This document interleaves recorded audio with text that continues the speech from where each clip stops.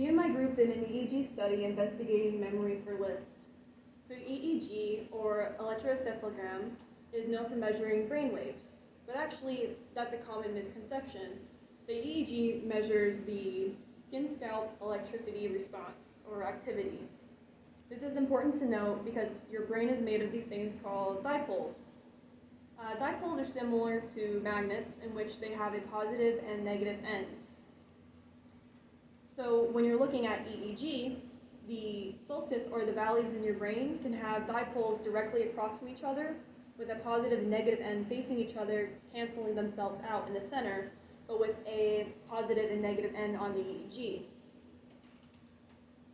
It's also important to mention that when looking at EEG, your facial movements and all of the muscles in your face do use electricity to contract. This can make a lot of noise on your EEG recordings. Thus, it's important that your participant is as still as possible and blinks as little as possible during the actual recording of the EEG. During this experiment, we focused primarily on the P300 component, which is the event-related potential, and it has a positive deflect with the EEG. It's typically seen around 300 milliseconds after your target stimulus is shown, and that we have highlighted here for our grand averages for the ERPs. In this study, our target stimulus was our words presented. In simple terms, the P300 is theorized to represent the transfer of information in your cognitive and our thinking cycle.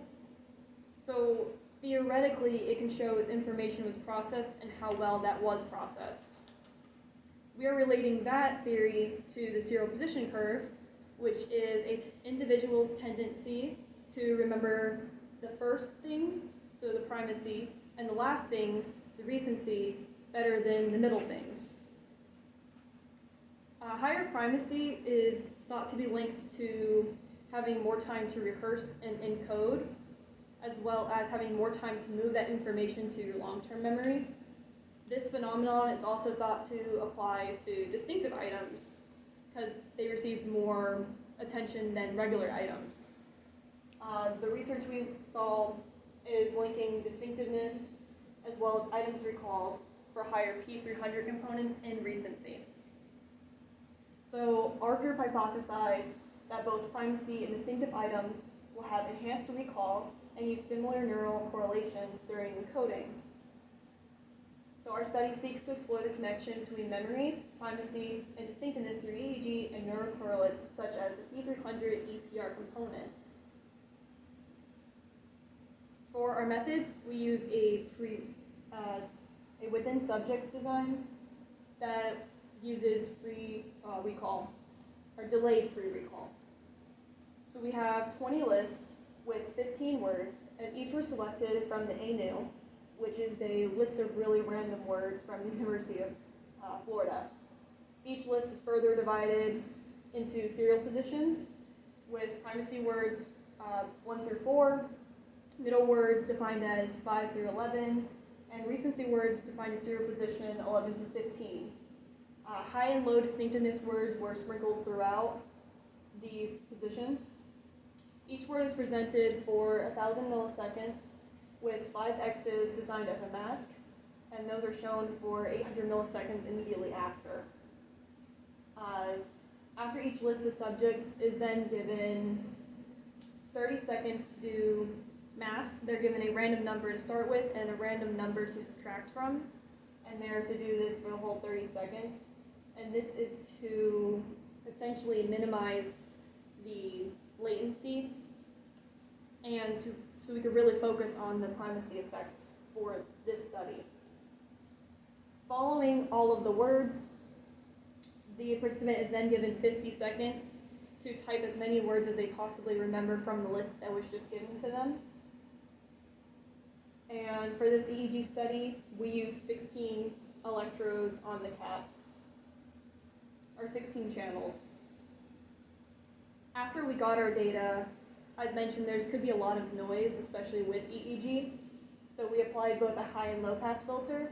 So a high pass filter lets all of the higher data pass through, but gets rid of all of the abnormal low data. And then a low pass filter is the exact opposite. Lets lower data go through, will filtering out the abnormal high data. So then you're met with an average data in the middle. Then you look at that and see if you can find any bad channels. So bad channels would be ones that wander a lot throughout your graph or just completely horizontal, and you would take those out of your data. Then using a program, you can correct for eye blinks, because those are very consistent when looking at the EEG. So you can use, in our case, we used Python, and that got rid of the eye blinks, or at least minimized them. On Python, you can then create epochs, and similar to filtering out for bad channels, you filter out bad epochs. Those are ones where you have wandering data, very obvious squiggles, like it looks completely different than the rest of the data. After you get all the epochs filtered out, you can find the grand average of the epochs among all of your participants, and that again is these four up here. So the results were not super conclusive. So for the primacy, we did see the P300 was larger than the P300 for primacy non-recalled. And when looking at primacy, high distinctive items tend to be recalled more than low distinctive. Primacy also had a higher recall than midlist and recency positions. The P300 recalled high distinctive words was larger than the P300 for the non-recalled distinctive words, but it was smaller than the P300 for primacy recalled. Low distinctive words tended to have a slightly higher recency effect compared to the high distinctive words, and overall, high distinctive words very clearly had the serial position curve, while low distinctive words had less of a noticeable serial position curve, kind of almost non-extinct, like extinct. As you can see here, you can clearly see the position curve for the high distinctive, but the low distinctive is not quite as noticeable. So although we did not find anything statistically significant, which is probably due to the fact that we only had 4 participants, our results were consistent with prior research and showing the primacy effect had slight enhanced recall for distinctive items and a larger P300E RP components. So in the future, we hope to have a larger sample size, and I also hope that we can use more electrodes, that way we can get better EEG data. Personally, I also think that an EOG would be wanted, so that way we can measure the eye blinks more efficiently and we don't have to go through programming Python to clean up our data. Down in the corner here, you'll see the methods but as a visual. So you can see the EEG placement for the electrodes, as well as kind of the layout design of the visual that the participant gets while they're hooked up to the EEG. Each one of these little boxes represents a new word, and it just goes in a cycle until you're done with going through all the words.